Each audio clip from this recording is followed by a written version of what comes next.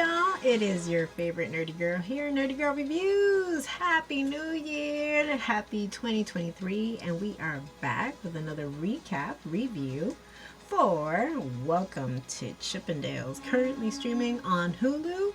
If you'd like to hear the full commentary, keep me locked here on YouTube. If you're watching this on Instagram, click the link in bio. If you're watching this on IG Stories, click on the link. It'll link you back to my YouTube channel. I'm also available on TikTok under Nerdygirlreviews. So let's get into all the goodies. Yes, y'all. Be right back. XXR Nerdy Girl. Now, before we get into the review, tell me this isn't cute. Very much into like the lighting scheme. I'm very 1980s. This kind of like cut in terms of attire and the big glittery,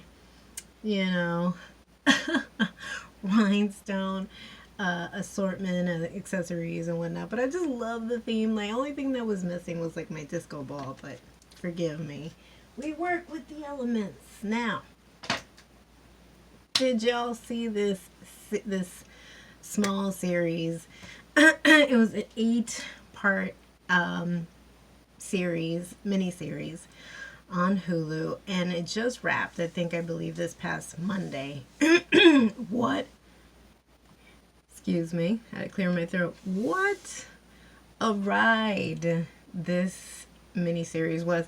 And I didn't have like all the knowledge like a lot of people, especially when it comes to like these miniseries that revisits, it's almost that time capsule of time, right? We had it with Dahmer, which again I will also link somewhere around here in my video or in the description box that I just reviewed on Netflix. Anything with Ryan Murphy, especially with the O.J. Simpson case and Johnny Versace, but this is totally different in the sense that it is Robert Siegel's baby, who did I, Tonya, and Pam and Tommy, which I also reviewed here on my channel. Well, I will also link down in the description box. But what an incredible ride this show has been. The show is based on, of course, a book, which is forthcoming, of what happened during that era, especially during that infamous time of the 80s, of drug-infused rock and roll, nudity, cocaine, all types of crazies. That was the 80s. That was the 80s bleeding into the early 90s. The book is called Deadly Dance, The Chippendales Murders, and it would go on to inspire this series. And if I look familiar, yes, I'm very dressed like our Denise character, played brilliantly by Juliette Lewis. Come on, do we remember Juliette Lewis? I mean, it's not like she's ever faded. I don't want that to come across, but it's been a minute, and she is in tip-top shape. Like, you can see like all this tone definition and everything. But I love her. I love her for her kooky side. I love her for her expressions, and she really does come across as somebody who's wild, definitely out there, but in the same sense, loyal and fiercely loyal when it comes to her partner in crime, Nick DeNoia, played brilliantly by Murray Bartlett. And if the name sounds familiar, he's famous for Looking, and I've mentioned that show on my channel multiple times. I do recommend you watching it because it really, for me, he just like stood out. He just has like these like beautiful looks.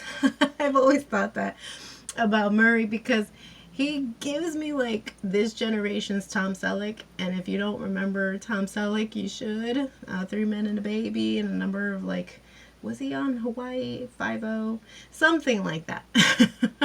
Very 1980s, especially when he grows out that mustache. Very much that.